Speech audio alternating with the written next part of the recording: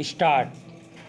महोदय, हमारा जो संविधान तैयार हुआ है उसमें भी इस बात का प्रयास किया गया है कि देश में लोकतंत्र पूरी तरह से लागू किया जाए और जनता को लोकतंत्र की सारी सुख सुविधा मिल सके।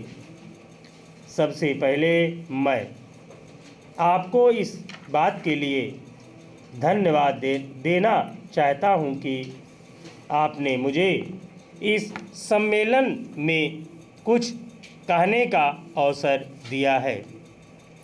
आपके सामने जो विषय आएंगे वे इतने महत्व के हैं कि प्रत्येक हिंदुस्तानी, चाहे वह किसी भी काम में लगा हो, उन पर कुछ ना कुछ ध्यान अवश्य देता होगा।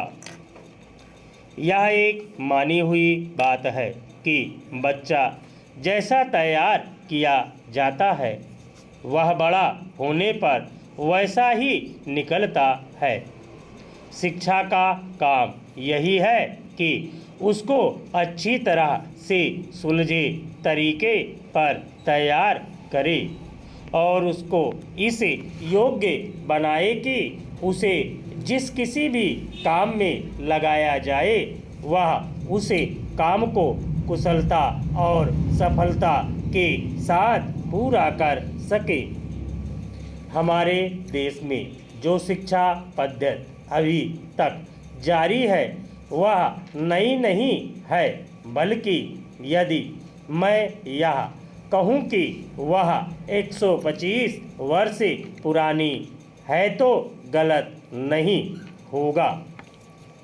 125 वर्ष पहले जिस उद्देश्य को सामने रखकर यह शिक्षा पद्धति जारी की गई थी वह उद्देश्य अब नहीं रहा, पर शिक्षा पद्धति अब तक लगभग वही है। मैं मानता हूँ कि इस बात का प्रयत्न किया जा रहा है कि उसमें परिवर्तन किया जाए जिससे हमें अपनी आवश्यकताओं की पूर्ति में सहायता मिल सके।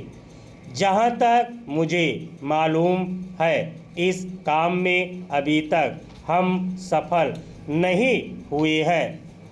मैं तो शायद यह भी कह सकता हूँ कि उस शिक्षा पद्धति को बदलने में जो प्रयास किया जाना चाहिए था वह अभी तक नहीं किया गया है। इस देश में या सभी देशों में शिक्षा के 3 भाग होते हैं। एक तो वह जिसमें छोटे छोटे बच्चों को शिक्षा दी जाती है, दूसरा वह जिसमें युवावस्था के पहले बड़े होने तक, और तीसरा वह जिसमें युवावस्था के विद्यार्थियों को शिक्षा दी जाती है।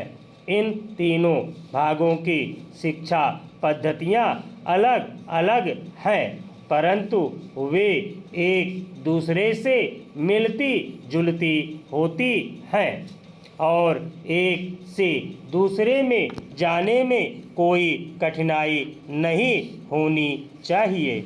इसलिए यदि हम अपने देश की शिक्षा में सुधार चाहते हैं तो सबसे अधिक आवश्यक यह है कि सर्वप्रथम प्राथमिक शिक्षा में, उसके बाद माध्यमिक शिक्षा और फिर विश्वविद्यालय शिक्षा में सुधार किया जाना चाहिए। स्टॉप।